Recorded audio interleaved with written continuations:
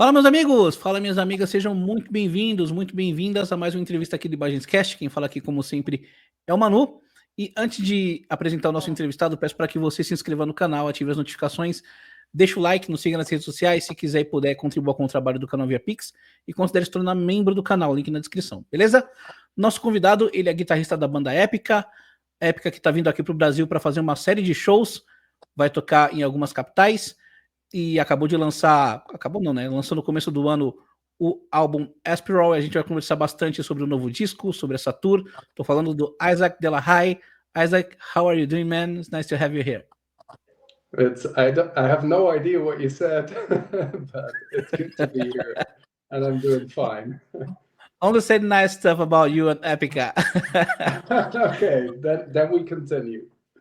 I want to start by talking about Epica's latest album. So the band released Aspero at the beginning of the year. So I'd like to know what the composition process for this record was like and what your involvement in this process was like. Well, it took a long while to create this album. Obviously, we're a busy band, and we had a couple of huge projects along the way. So, if I recall correctly, I think after summer festival season 2023, we got together for the first time. We did a couple of band writing camps. So this is basically us renting a place in the middle of nowhere in Holland with different rooms, and we all bring our home studios with us. We set up in different rooms, and then we start working on whatever we want, basically. So the first one was kind of, well, everyone still was in their own writing process. Like I was writing songs, Mark was writing songs, like everyone was just thinking about which direction to go.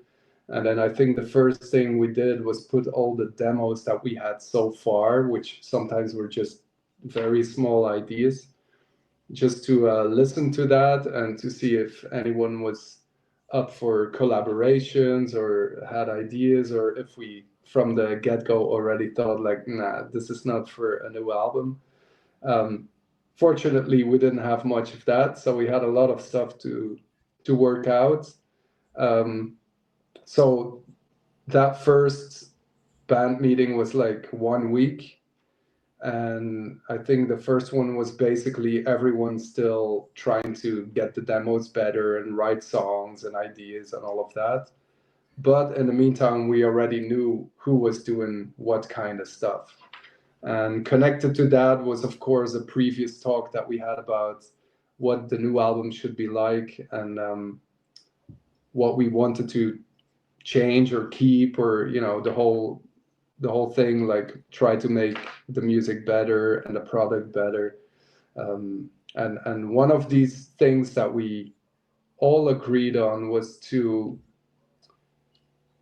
kind of focus more on whatever needs the attention at a certain point in time. Of course, our music is very complex, and in certain songs, there's so much going on. The dynamics go all over the place.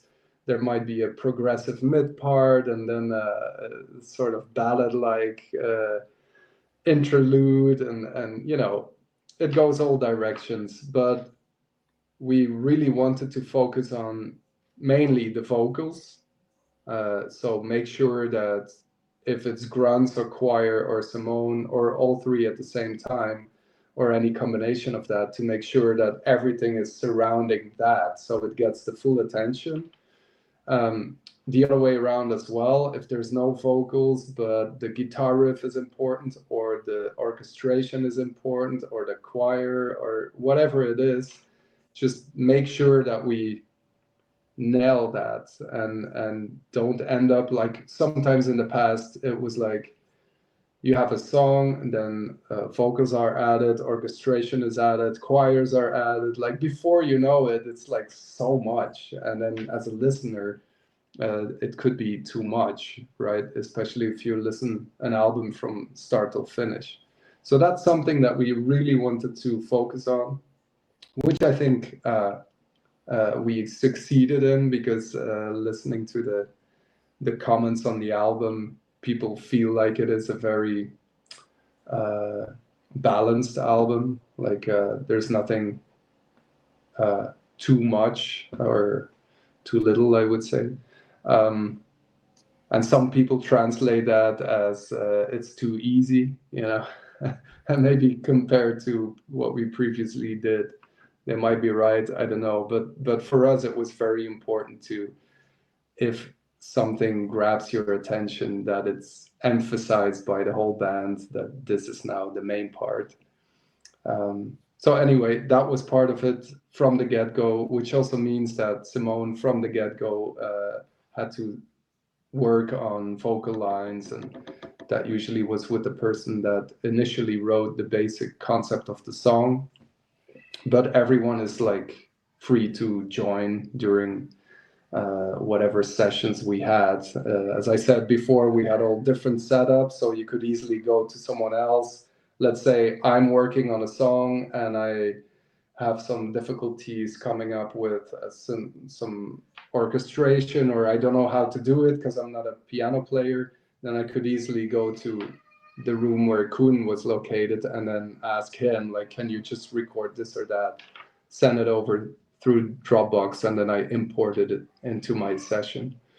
So that's a good way of working. It's totally different from the usual band getting into the rehearsal room. Yeah. But yeah, we're located in 4 different countries, so we're kind of used to work like that.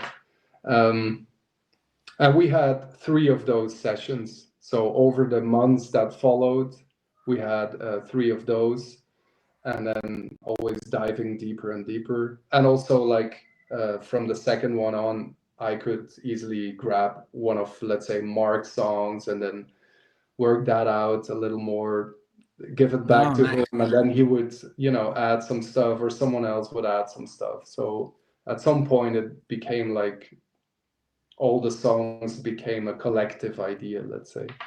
And yeah, I think that was the writing process. Well, there's a lot more to it, of course. At home, you would continue writing, of course, but that was like the focus we had as a band, you know. And then I don't know. Did we already start recording? Yeah, we did pre-production in the studio, then recorded also differently from how we usually do it, which is pretty standard nowadays. You start with drums, then you do the guitars, then the bass, then, you know, everyone is doing it separately. And this time around, I was a big advocate of trying to record simultaneously, which we did. Like drums, guitar, and bass were recorded at the same time, or at least like one rhythm guitar, and then the rest I added later. But and I think that makes the album also more organic.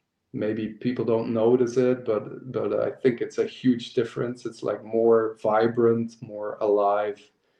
And it's something, even if people cannot pinpoint what it is, it's something that I can tell by reading reviews or hearing people talk about the album. So that's kind of, in short, the process that we went through. Right. This lineup of the band, I mean, with Rob on the drums, has been together for 13 years now, if I'm not mistaken. Does the process get easier because we've been playing together for so long? Well, you know each other's strengths and also weaknesses, for that matter. And I think that has always been the strength of the band, pretty much. It's easy nowadays. People seem to focus a lot on negativity and like, this guy's like that or blah blah blah. But I think in Epica we try to look at the good sides. Like, if someone is really good at certain things, then we take advantage of that. And so I think that is the secret for our band. Like, we don't of course we have an argument every now and then, but we try always to keep the collective high and see like what is the, I mean, look at us, we're having this band, we earn our money with this, we travel the world, like there's nothing to complain about really. And of course sometimes things don't go the way you want or whatever, and there is some tension left or right, but I think in the end it doesn't really matter, because we're still growing as a band. And if it makes it easier, I would say in a way it does, but we're not necessarily looking for an easy way. I think we always challenge each other and ourselves to become better at what we do. So whenever something becomes too easy, we always find a way to make it bigger or harder, you know. And then I'm referring to, let's say, the way of recording now. I'm referring to project like Symphonic Synergy, stuff like that, which is like such a huge project, and things can go badly wrong if you fuck up somewhere. But we always try to raise the bar for ourselves, and I think that also is like the strength that we have, that we're still hungry for new things, and it's easy to take everything for granted, but you shouldn't, and you should try to come up with new ideas and new ways of doing the same thing, pretty much, because all we do is play in a band and make music, really. So yeah, I guess that's our aim. So don't make it too easy on us. Right. Together with Aspiro, the band has released the Blu-ray Live at Symphonic Synergy, and judging by the videos that are available on YouTube, it was a huge thing, man, and a spectacular show. Is there any special preparation when you record a live performance of this magnitude? Is it different from the tour shows? Oh yeah, totally different. I mean, first and foremost, we have a whole orchestra there and a choir. Yeah. So that changes the whole base point of the whole thing, right? I mean, you have to think, it starts with a set list. Like, you want to make sure that if you have an orchestra and a choir there, that you also play stuff that makes them shine. Otherwise, there's no point in having them Yeah. there. So that's already a whole discussion, like which song to play. You also want to keep the fans happy. You want to do something special. You want to, like, for instance, the edit that we did for Beyond the Matrix, that needs to be scored. It wasn't like the album version. And so all of that, like, you want to, yeah, make something really special out of it, because it is a very special thing. I mean, our music is supposed to be played that way. It's kind of written with an orchestra in mind, and it's recorded like that. But unfortunately, usually we cannot bring that orchestra, that choir on the road with us. So when you have the chance to do that, we really took it seriously. And just like with pretty much everything we do, it always gets out of hand, and it always becomes way bigger than we initially expected it to be. So also this time around, like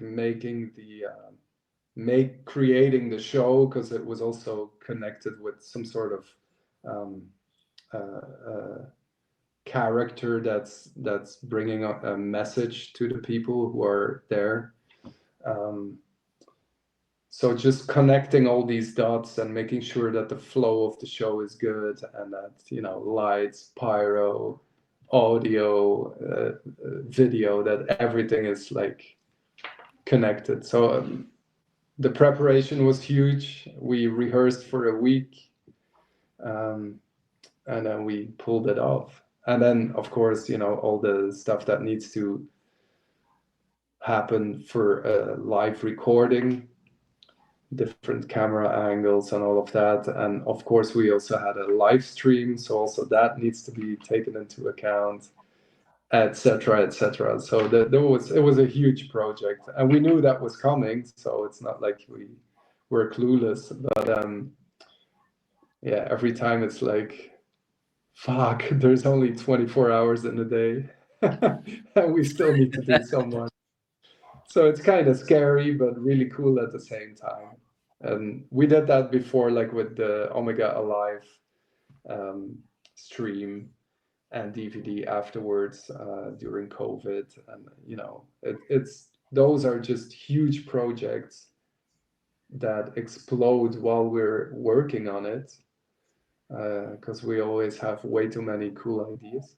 But in the end, it's like we're really proud of how it looked, how the reactions were from the audiences, both in Holland and Mexico. And yeah, so we're happy. Yeah. Epica is playing Brazil, Porto Alegre, Curitiba, Belo Horizonte, Brasília, Rio de Janeiro, and São Paulo. So what can the fans expect from these shows? Well, not a symphonic synergy, unfortunately. We don't bring the orchestra. But yeah, maybe people have seen that lately we try to incorporate a lot of visuals in the show. So obviously we are gonna do that during the show, like with a lateral content, which makes like the whole story of the show more interesting, I think. So that, and every time if we do a certain tour or a certain area in the world, we always try to look back at what we played previously, look at what people really like in those areas. And then I'm talking about, you know, set lists, like which songs to play. Of course, we have a couple of classics that we have to play.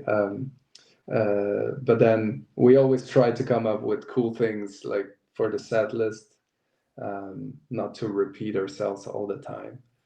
And other than that, we're really looking forward to it because it's like obviously a really cool country. The vibe is always great. So we're looking forward to be back finally. Or finally, I mean, it wasn't that long. We played the Summer Breeze Festival last year. Yeah. But I mean, like to have our proper tour, yeah, it's good that we finally can do that again. And pre-sales are going pretty fast, I saw, so it should be crowded and good energy. And yeah, looking forward to it. Awesome. And how much of the Aspero album will be playing at these shows? I would say around half of the album, or not even. I don't know. It's not like we're gonna play the whole album, but I think we just started playing a new song last weekend for a festival, just to try out, and that was pretty cool. So probably that one will be added. And as I said before, like we don't like to repeat ourselves too often. So it could be that one show is like this new song and then another show is another one. That will depend on the flow of the show. But I would say at least like 5 songs, 5, 6 maybe, something like that. All the cool songs, and we just keep all the shitty songs out of it. So it's a cliche question, but I gotta ask you: do you have any favorite song on Aspero? On the new album, it's a hard one because I'll say what I would choose, but it's hard because for this album we really wanted every song to stand on its own, like to have a different dynamic. If you look at the song A Spiral itself, Yeah. there's no other song that comes close to that vibe. If you look at Time, it's very like haunting, and it's a shorter song, and it has a very odd vibe to it. So also that one, and I think for each song we try to find some sort of different vibe. So if you ask me what's the best song or my favorite, it makes it hard because I love a spiral, but it's not like, I mean, for me as a guitar player, it's not challenging. So then I would pick, let's say, Darkness Dies in Light, because the whole mid part is very challenging, and I love that. I also think, like Fight to Survive. I think that is one of my favorites. But I also love Arcana. Again, that's not necessarily a song for a guitar player that I'm like, yeah, I'm gonna play this, because it's not that difficult. Not that it matters to be difficult, but so yeah, it's really hard. It's okay, I'll try to pick one. And then I would go for Fight to Survive. All right. All right. Well, my favorite song is been Arcana. That was the one that first time I listened to. Man, I loved it. So, can you tell me how it came about, this song? Yeah, so this song, Arcana, was written by Rob, and he's always very meticulous about what he writes and how he presents it to the band. So there was not much to be added when he presented it. It's a pretty straightforward song, and it stands or falls with the addition of the vocals. It's very much focused on the melody line and the vocals, and the rest is there just to back it up and to give it, of course, that vibe that it has. And Rob is really good at coming up with a song that pretty much has basically one idea and then work around the same idea. So that makes it very interesting, because I think in general, Epica is known for, like I said before, like sometimes one song can go in 10 million directions. And I think this song doesn't really have that. And there's more songs like that on the new album. But anyway, yeah, so I think the dynamics in the song are really important. It starts with the main heavy riff, which gets altered every time it's coming back, and you have like in the verses, the guitars kind of go away. There's some clean guitar, so like that's the dynamic. Then you go to the chorus, you have the choirs, you have the silence in between certain parts. Yeah. And then obviously I think the song is so good because it ends with the total chaos, Absolutely, man. Yeah, I think that's if the song wouldn't have had that, then it wouldn't have been the great song it is now, I think. And we do that more often, like a song like I think let's say Beyond the Matrix needs that progressive bridge to make sense. Otherwise, it's just a happy song. It's not much about it, right? And so this kind of flip of the coin, we love doing that. Like just change the atmosphere all at once. And in this one, it's less obvious because it's a continuation of the song, but I really love it that you have the breakdown thing, you have chaos, there's weird notes in the orchestration, there's the grunts, and so yeah, great song. All right. So I think this is it. Isaac, to finish, I would like you to send a message for your Brazilian fans, and again, say what can they expect from the upcoming shows. Yeah, I would like to say thank you to all the people in Brazil for the endless support for over 20 years now. And we are really looking forward to be in your country very soon, just a couple more weeks. And really glad that we can do multiple shows again there, and that we can see as much fans, Brazilian fans, as we possibly can. And the whole band is ready to come your way and to blast some new music and some golden classics. Yeah. So Isaac, thanks a lot for your time, man. I appreciate it. No worries, man. You take care and hope to talk to you soon. Yes, we will. I'm gonna finish the interview in Portuguese, ok? Yes. Pessoal, essa foi nossa entrevista com Isaac Delahaye, do Epica. Espero que vocês tenham curtido. Se vocês gostaram, deixem o like. Não se esqueçam de se inscrever no canal, ativar as notificações. Nos sigam nas redes sociais. Quem quiser e puder, contribua com o trabalho do canal via Pix. E é isso aí. Aguarde nossas próximas entrevistas e falou!